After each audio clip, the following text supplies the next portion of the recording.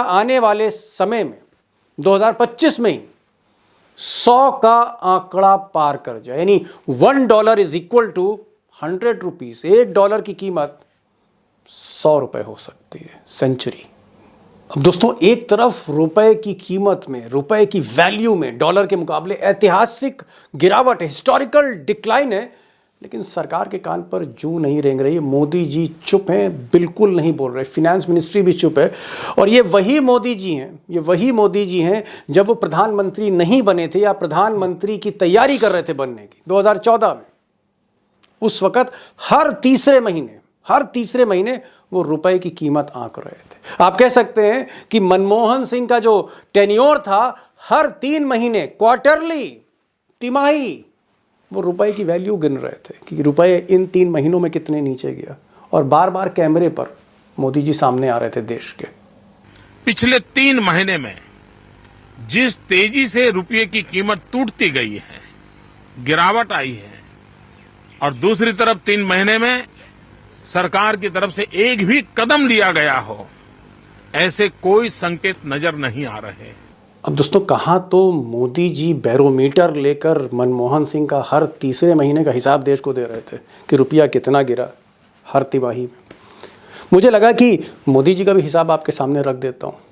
अगर आप पिछले 3-4 महीनों का देखें रुपए की वैल्यू, अगर आप ये ग्राफिक्स देखें तो नवंबर 3, 2024 को $1 के तुलना में रुपए की कीमत थी 84.38 पैसा, 84 रुपये। और यही कीमत दिसंबर 15 आते आते दिसंबर 15 को 85 रुपये पार कर गई। फिर नया साल आया तो जनवरी 5 में फिर ये 86 रुपये की हो गई। और फरवरी 9 को, इसी बीती फरवरी 9 को 87 रुपये 51 पैसा, ऑलमोस्ट 88 रुपये टच करने लगा। एक न्यू रिकॉर्ड आप कह सकते हैं, या एक न्यू लो, यहाँ तक रुपए की कीमत की बात है। इसका हिसाब सरकार ने आपके सामने रखा नहीं। अब दोस्तों, बात मैं सिर्फ 3-4 महीने की नहीं कर रहा हूँ। अगर आप 1947 से लेकर, यानी नेहरू से लेकर, जवाहरलाल नेहरू से लेकर और नरेंद्र मोदी तक देखें, जितने भी प्रधानमंत्री हैं, अगर उन सबका टेन्योर देखें और रुपए की कीमत देखें तो कहीं ना कहीं घटती गई है, धीरे धीरे घटती गई। लेकिन इसने जो रफ्तार पकड़ी है वो मोदी जी के इस 10 सालों में पकड़ी। और अगर आप मोदी जी का टेन्योर देखते हैं तो 2014 जब उन्होंने शपथ ले ली थी तब रुपए की कीमत तकरीबन 60 रुपये थी। फिर ये 65 हुई, 70 हुई, 72 हुई, 78 हुई, 80 हुई, 85 हुई, और फरवरी 2025 में ये पॉइंट जो था 87.51 हो गया। 87 रुपये ये पार कर गया। और धीरे धीरे जो ट्रेजेक्टरी है वो मैंने आपसे कहा ना, 90, फिर 95, 100 की तरफ ये बढ़ती हुई जा रही। कुल मिलाकर अगर आप देखेंगे तो रुपए की कीमत इन 10 वर्षों में डॉलर के मुकाबले 26-27 रुपये घट गई, डीवैल्यू हो गई। अब दोस्तों, कोई पत्रकार मोदी जी से तो पूछ नहीं सकता है कि भाई रुपए की कीमत इतनी तेज़ी से क्यों गिर रही है। मोदी जी प्रेस कॉन्फ्रेंस तो करते नहीं, मन की बात करते हैं। लेकिन उनकी जो फिनेंस मिनिस्टर है, वित्त मंत्री हैं निर्मला सीतारमण, जब इनकी घेराबंदी हुई सांसदों से लेकर पत्रकारों तक, तो उन्होंने बड़ी चौंकाने वाली बात कही। उन्होंने कहा कि साहब, दरअसल रुपए की कीमत जो है गिर नहीं रही है डॉलर के मुकाबले। दरअसल रुपया तो वहीं का वहीं है, रुपया कमज़ोर नहीं हुआ, डॉलर मजबूत हो गया है। First of all, I would look at it as not rupee sliding, I will look at it as dollar strengthening incessantly. अब दोस्तों, निर्मला सीतारमण जी का जब जिक्र आया तो मुझे लगा कि एक फैक्ट आपके सामने और रख दूं, और फैक्ट बड़ा इंटरेस्टिंग है। दरअसल निर्मला सीतारमण जो देश की 2 बार वित्त मंत्री रह चुकी हैं इस वक्त, वो अर्थशास्त्री नहीं है, वो इकोनॉमिस्ट नहीं है। इकोनॉमिस्ट इनके पति थे, इनके हस्बैंड थे, प्रभाकर साहब, प्रभाकर पराकाला, और जाने माने अर्थशास्त्री हैं। और इत्तेफाक से प्रभाकर साहब से मैंने कई इंटरव्यू किए हैं देश की अर्थव्यवस्था पर, मोदी सरकार पर, और उन्होंने माना है कि सब कुछ गड़बड़ है, बहुत कुछ गड़बड़ है। और खुलकर बोलें, आप चाहें तो मेरे YouTube पर टाइमलाइन पे जाकर प्रभाकर पराकाला के पुराने इंटरव्यू देख सकते हैं, चौंकाने वाले हैं। और यहाँ पर एक चीज़ मैं ज़रूर कहूँगा कि अगर इनको बनाया होता, प्रभाकर साहब को, तो अर्थव्यवस्था हो सकता बेहतर होती। बनाना था मिस्टर को, बना दिया मिसेस को। मोदी हैं तो मुमकिन है। अब दोस्तों, रुपए की ये जो गिरती कीमत है, लगातार तेज़ी से जो कीमत गिर रही है डॉलर के मुकाबले, इसका असर देश की अर्थव्यवस्था पर क्या पड़ेगा? इसका असर आपकी जेब पर क्या पड़ेगा? इसका असर आपके और आपके परिवार पर, बजट पर, घर के बजट पर क्या पड़ेगा? इसके तो मैं पूरी व्याख्या करने जा ही रहा हूँ। बहुत चौंकाने वाली चीज़ें आपके सामने रख रहा हूँ एक्सपर्ट की मदद से। लेकिन मुझे लगा कि पहले ज़रा बुनियादी वजह जान लेते हैं कि इसकी जड़ में क्या है। What is the actual reason कि ये जो रुपया है गिरता ही जा रहा है, संभल नहीं पा रहा है। मुझे लगता है कि सबसे पहले आपको ये ग्राफिक देखना पड़ेगा, और ये ग्राफिक देखने से पहले मैं एक चीज़ यहाँ एक्सप्लेन करना चाहता हूँ। मैं सिर्फ 1 मिनट का वक्त चाहता हूँ आपसे, फिर आगे बढ़ेंगे असली स्टोरी पर। दरअसल जब भी हमारा देश कोई सामान बाहर से इंपोर्ट करता है, जब भी हम विदेशी गुड्स मंगाते हैं, इंपोर्ट करते हैं, चाहे वो चाइना हो, आजकल चाइना से बहुत सामान आ रहा है, या फिर जापान हो, या फिर रशिया हो, या फिर यूएस हो, या फिर सऊदी अरब हो, या फिर यूनाइटेड अरब एमिरेट्स हो, जो भी सामान हम बाहर से मंगाते हैं, हम रुपए में पेमेंट नहीं करते, हमारा पेमेंट डॉलर्स में जाता है उनको। यानी चाइना से जो हमने मंगाया सामान, हम पेमेंट डॉलर में करेंगे। यानी जितना सामान हम मंगाएंगे, सारा का सारा पेमेंट डॉलर में होगा। यानी हर इंपोर्ट के लिए हमारे डॉलर जा रहे हैं। और दुर्भाग्य देखिए कि जब से मोदी जी आए हैं, हमारे इंपोर्ट बढ़ते जा रहे हैं, बढ़ते जा रहे हैं, बढ़ते जा रहे हैं। तो एक तरफ रुपए की कीमत गिर रही है, गिर रही है, गिर रही है, और दूसरी तरफ हमारे इंपोर्ट बढ़ते जा रहे हैं, बढ़ते जा रहे हैं, बढ़ते जा रहे हैं। और आपको एक बार आप ये जो फिगर्स देखेंगे, आपको अंदाज़ा हो जाएगा कि देश कहाँ पर खड़ा है। अब मोदी जी ने जब कार्यभार संभाला था 2014 में, तब भारत ने तकरीबन 27 लाख करोड़ रुपए के गुड्स इंपोर्ट किए थे। इसमें इलेक्ट्रॉनिक्स है, इसमें फ़ोन है, इसमें फर्नीचर है, इसमें फार्मा है, इसमें हर तरह की रोज़मर्रा की चीज़ें हैं, और इसमें मेटल मिनरल्स भी हैं। 27 लाख करोड़ का हमने सामान बाहर से इंपोर्ट किया। पेमेंट जैसे मैंने पहले का डॉलर में किया। 2020 आते आते ये जो 27 लाख है, ये तकरीबन 35-36 लाख करोड़ हो गया। हम 36 लाख करोड़ रुपए का हर साल सामान इंपोर्ट करने लगे। यानी हम बनाते कम थे, इंपोर्ट ज़्यादा करते थे, कारखाने हमारे कम हो रहे थे। और 2023-24 आते आते, ये सरकार का ही फिगर है, भारत का इंपोर्ट जो है वो बढ़कर 71 लाख करोड़। मैं एक गिनती नहीं लिख सकता और न्यूमेरिकल्स में पढ़ नहीं सकता, इसलिए मैं कह रहा हूं 71 लाख करोड़ रुपए के हमने इंपोर्ट किए हैं। यानी हमारे बजट से ज्यादा, हमारा जो सालाना देश का बजट है, उससे कहीं ज्यादा हमारे इंपोर्ट हैं। और इस इंपोर्ट के लिए हम खरबों रुपए चाइना को दे रहे हैं, जापान को दे रहे हैं, रशिया को दे रहे हैं, यूएस अमेरिका को दे रहे हैं, सऊदी अरब जहाँ से हम क्रूड ऑयल मंगाते हैं, या यूनाइटेड अरब एमिरेट्स, उनको हम दे रहे हैं। तो खरबों डॉलर हमारे जा रहे हैं, और रुपए की कीमत तेज़ी से फिसलती जा रही है। अब दोस्तों, जो बड़ा सवाल है, बिग क्वेश्चन है, वो ये है कि क्या साल के आखिर तक 2025 में ही $1 की कीमत 100 रुपये हो जाएगी? रुपए की कीमत इतनी घट जाएगी?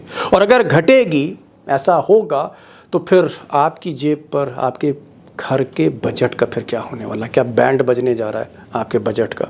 और ये जो सच्चाइयाँ हैं, कड़वी सच्चाइयाँ हैं, ये राजनीतिक खबर नहीं है, ये ऐसी खबर है जो सीधे जेब पर चोट करने जा रही है। और मुझे लगता है कि इसकी तह में जाना आपके लिए ज़रूरी है, परिवार के लिए ज़रूरी है। और आज मैंने एक ऐसे शख्स को बुलाया है, प्रोफेसर अखिल स्वामी, जो देश के बजट, इंपोर्ट, एक्सपोर्ट, इन सबको समझते हैं।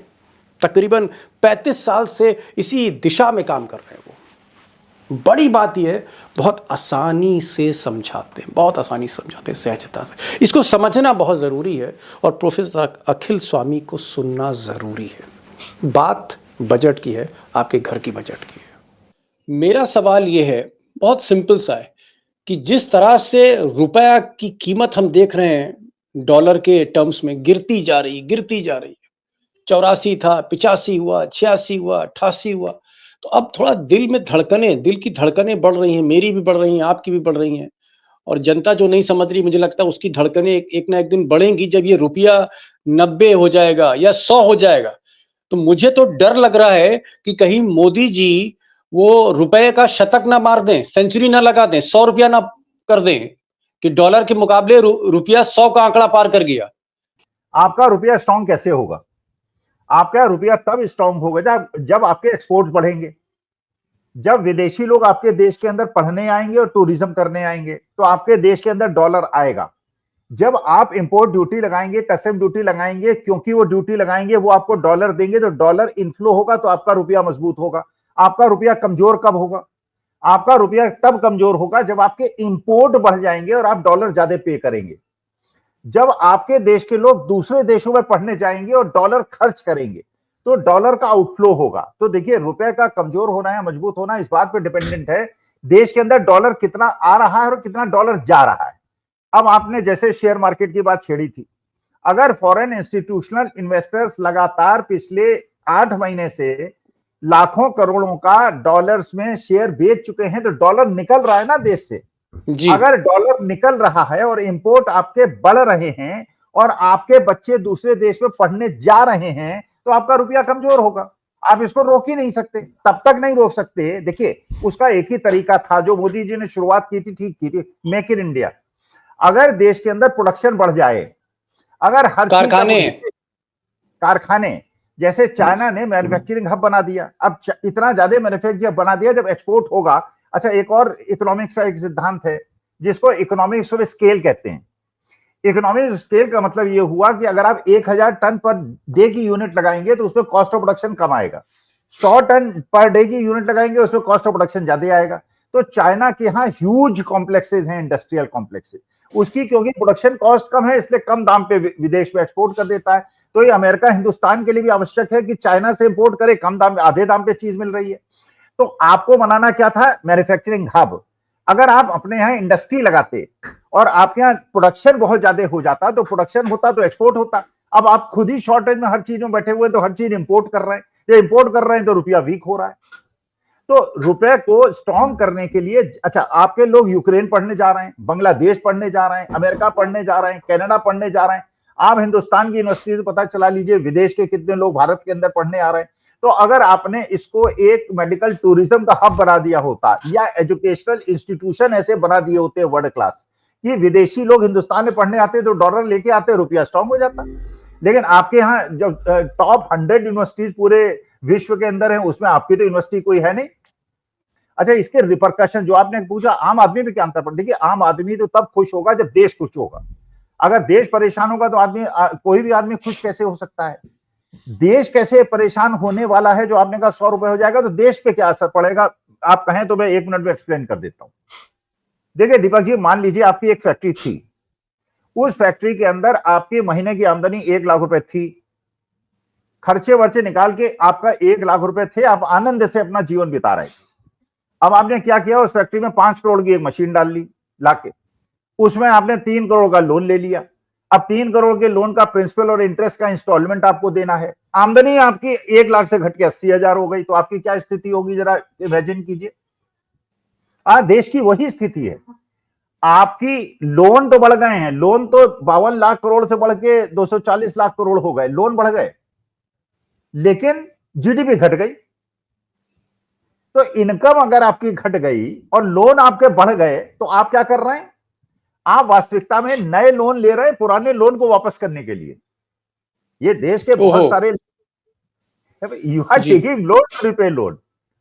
लेकिन अच्छा, ये बताइए प्रोफेसर साहब, मेरा सवाल ये है कि अगर रुपया इसी तरह से उसकी कीमत घटती गई, 85 अब 87 पे आ गया है, 88 पे जाने वाला है, अगर ये 90 से लेके 100 चला गया कहीं, तो क्या आपको लगता है कि इस साल के अंत तक 100 जा सकता है? और अगर 100 चला गया तो आप आश्चर्यचकित हो जाएंगे या आपको आश्चर्य नहीं होगा? नहीं, मुझे कोई आश्चर्य नहीं होगा। जिस प्रकार की पॉलिसीज चल रही हैं और जिस प्रकार के आउटफ्लो हो रहे हैं और जिस प्रकार के इनफ्लो कम हो रहे हैं। अब अमेरिका पे आपने बहुत सारी चीजों पे इंपोर्ट ड्यूटी घटा दी, मतलब आपको ताज्जुब नहीं होगा रुपया 100 का आंकड़ा पार कर जाए? नहीं, कोई ताज्जुब नहीं होगा।